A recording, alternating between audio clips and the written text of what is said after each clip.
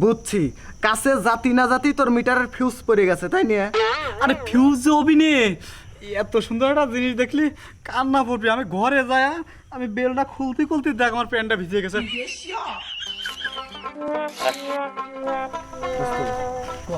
এই তো এটির কথাই কইছিলাম। এডি সেডি হ্যাঁ। দোস্ত আমার কিন্তু সেই পছন্দ হয়েছে, আগা গোড়া একদম ঠিক। চুপ চুপ, কিচ্ছু করিস নি, লারিস না রে, লাললে বিল উঠবি বুঝছো।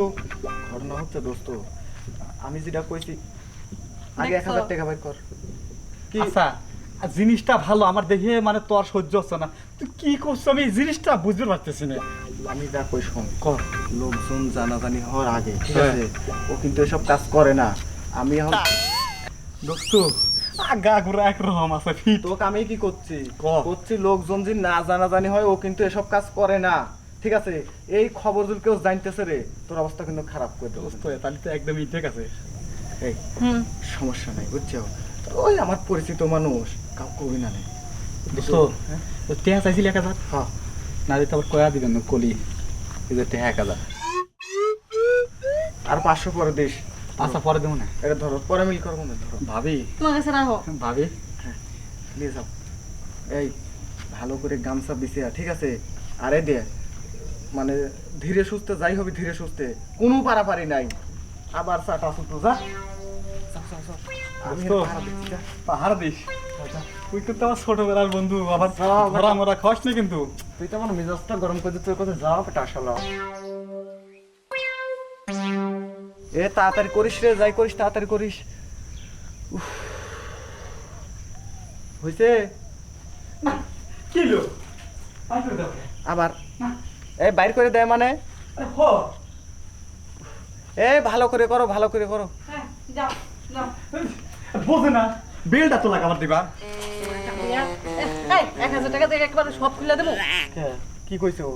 আরে বেলটা খুলে কেবলটা মিটারটা মনে কর যে মানে ই পা করছে। থেকে মাথা পর্যন্ত 4টা দাও। শালা এর লাগেই তো কয় যে যে জীবনে কোনো জিনিস খায় নাই তার সেই জিনিস খাওয়ায়ও না বুঝছো। তোর জীবনে কোন দিন তুই এরম এরম এরম লোকের কাছে আইস তুই? না দোস্ত আমার কি দোষ, আমি কেবলটা মনে কর যে বুঝছি, কাছে জাতি না জাতি তোর মিটারের ফিউজ পড়ে গেছে তাই নিয়ে। আরে ফিউজ অবিনে এত সুন্দর একটা জিনিস দেখলি কান্না পড়বি। আমি ঘরে যায় আমি বেলটা খুলতে খুলতে দেখ আমার প্যান্টটা ভিজে গেছে। আমার কি দোষ? এসব কাজে বুঝছো, এই কাম করা টাকা দিয়ে সব কাজ করি না। বাপের জমি বেচা টাকা লাগে হারামজাদা। এই হেনে দাঁড়া থাক, দেখ কিভাবে করে প্রোডাকশন দেওয়া লাগে।